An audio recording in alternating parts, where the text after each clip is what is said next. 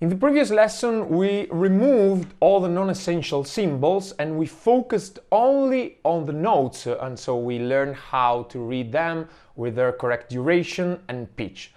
And so now we have to move a step forward, and now we have to introduce again some symbols, of course. The first symbol that we are going to introduce again is fingering. So fingering is made up of some numbers and above each note, and these numbers tell us which finger should we use.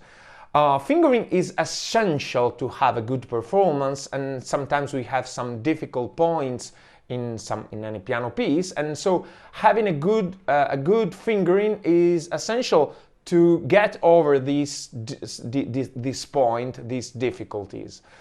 So it is essential to study this fingering, but of course we have to first of all we have to look at it, then we have to learn it in depth, and then we have also to study. Why do I use the term to study fingering and not only to learn it and to use it?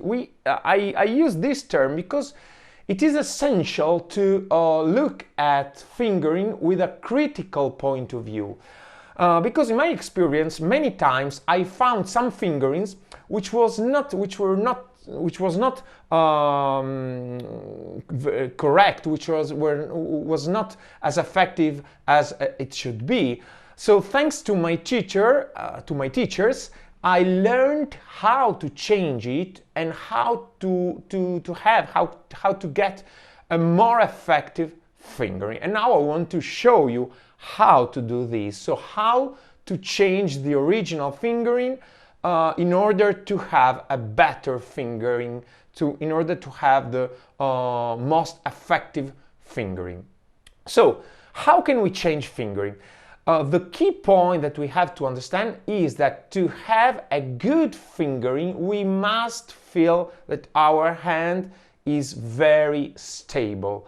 And so to have this, we must use the most stable fingers, the strongest fingers of our hand. And of course, the strongest fingers that we have, the most stable fingers, are the first, the second, and the third fingers, while of course the fourth and the fifth fingers are weaker fingers. So the key point is that if we can choose, we have to use the first three fingers as much as possible. So this is the key point. So of course, as we go on in the study with piano, we will find many other aspects about changing fingerings, such as, for example, if I have to skip from this C to this octave higher C, of course I have to use the fifth finger, or about using or playing black keys. It is important not to use the first finger when we can choose, of course, on the when we play a black key. But these are some aspects that we will focus, that we will point out in the future lessons. To start, I repeat, if we can choose this, it is important to use the first three fingers as much as possible. So now we are going to put into practice these, and to do this, I want to show you how I changed the original fingering of this piano piece, so the one that we are studying now. And so I want to compare the original fingering, so the one written by the editor, and the one with my changes. So this way you will be able to understand how to do this in practice, how to make changes, how to make some changes, how to change fingering. So first of all, let's start with the original fingering. The original fingering is this. In the original fingering, in correspondence of the first bar, I have C, which is played with the first finger, D with the second, and E with the third finger. Then we have on the second bar we have a whole note rest. Then on the in the third bar we have D, E, and F. In the original fingering I have second, so D with second, E with third, and F with fourth. So we are using a weak finger, which is the fourth finger. Then on the fourth bar again I have a whole note rest. In the correspondence of the fifth bar I have G and E, and of course this is for the right hand. Of course we start always with the right hand for this piano piece. And so in this case, in the correspondence of the fifth bar, the original fingering is fifth, so G with fifth and E with third. Then the sixth bar, so F with fourth and D with second, and then in correspondence of the two last bars, so the seventh and the eighth bar, E with the third, D with the second, and C with the first. So this is the original fingering, this was the original fingering. As you can notice, as you can see, in this fingering, I don't need to move my hand. I don't have to move my hand. So because I stay always in the same position. My hand is always in the same position. So it is a very comfortable fingering because I don't need to move it. I stay always in this position.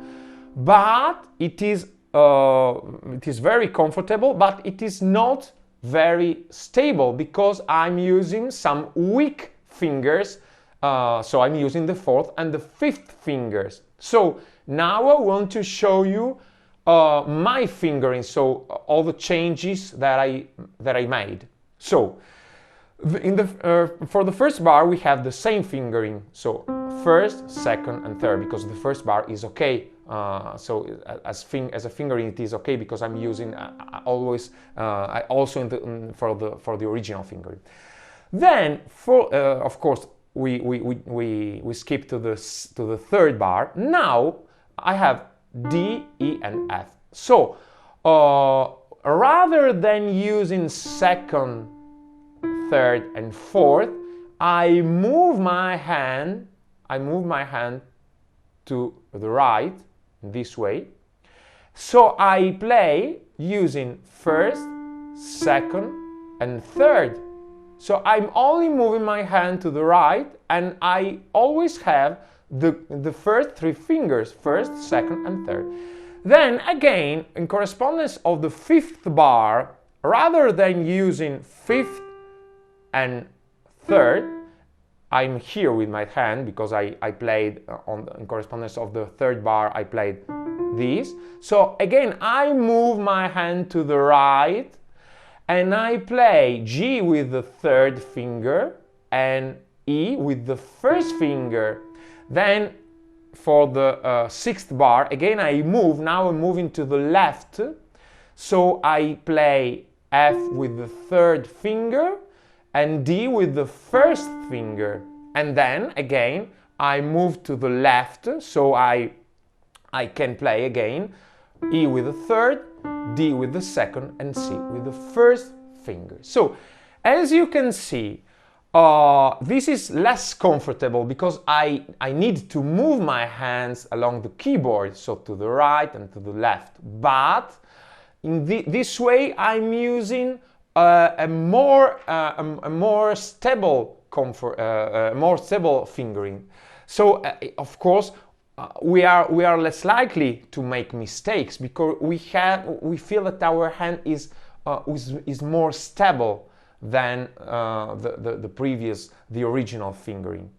So this is something very important. I only need to move my hand, but I have a very stable fingering.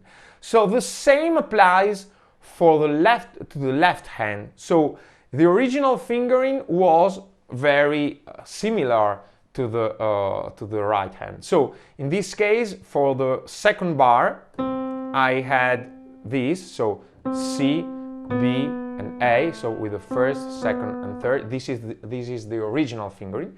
Then on the fourth bar, since in the third bar we have a whole note rest, for the fourth bar, in the original fingering, I have second, third, and fourth. And then again on the fifth bar, I have fifth and third, and on the for the sixth bar I have fourth and second, and on the seventh bar I have third, second, fourth, and then I jump here, I skip here with the fifth finger. So again, we have a very comfortable fingering because I don't move my hand, but this is a weak fingering. It is not a very stable fingering. So now I want to show you my changes. So the second bar is exactly the same as the original fingering. So first, second, and third. In the fourth bar, for the fourth bar, I move my hand. So I move my hand to the left, so I can play B, A, and G with the first, second, and third fingers, of course. So the most stable fingers, of course. Then again, I move my hand to the left, so I can play in correspondence of the fifth bar, F with the third and A with the first. Then again, I move my hand, now I'm moving it to the right, so I can play G and B with the third and first, so third and first finger. And then I hold this position, we could say it. So I can play the seventh bar with the second, so A with the second, B with the first, and G with the third bar. And then I move my hand to the left, and so I can play the octave lower C from middle C with the second finger, which is a very strong finger, which is a very stable finger. So again, in this way, so changing my fingering, we have managed to get a very stable fingering. So this is something very important. We always have we always need to have the most stable, the most possible stable fingering. And to do this, if we can choose, of course, we have to use the first three fingers as much as possible. So maybe we need to move our hands along the keyboard, but in this way we can we can have a more stable fingering.